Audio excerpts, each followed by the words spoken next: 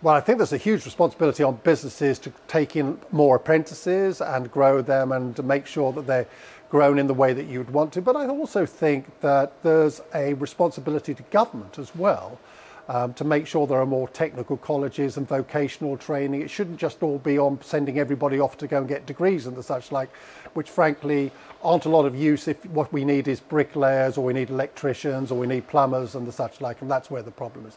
There is going to be a problem in this industry, which is a lot of the very skilled craftsmen that work in the construction industry are starting to get older and older, and I'm afraid the social demographics are that those people will be retiring.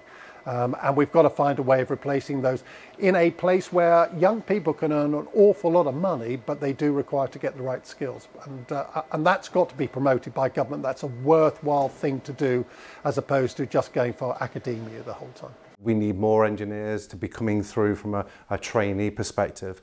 Otherwise, we will end up with a void, and that then leaves the inability to service.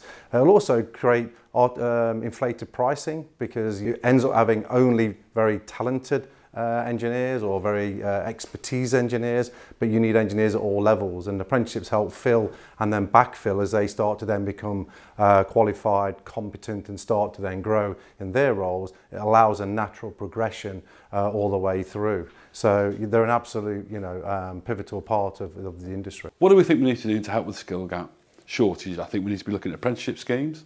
I think we need to be in the community more, and I think we need to be in and about the colleges to help the youngsters understand that they can have a great future in the trade, in the market.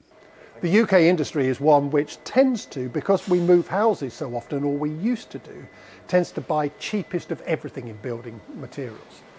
Particularly if you compare with a place like Germany, for example, where here typically people used to move homes every 7 years, Germany every 20, 25 years.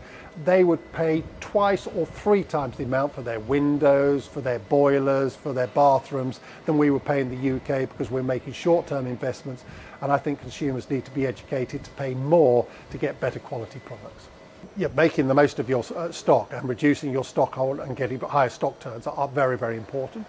Most of our customers work on an almost JIT basis, that is to say they don't carry much stock. We have to deliver the stock to them every 3 days. That's where it's coming. And bringing down cycles on things like, so the majority of our products, as you can see in the warehouse at the moment, is white, but we do a lot of colours for people as well. Those colours require a second operation where we take a white product and then we put a foil over the top to make it chestnut or light ash or whatever colour the customer demands. Grey's very much in fashion right at this moment.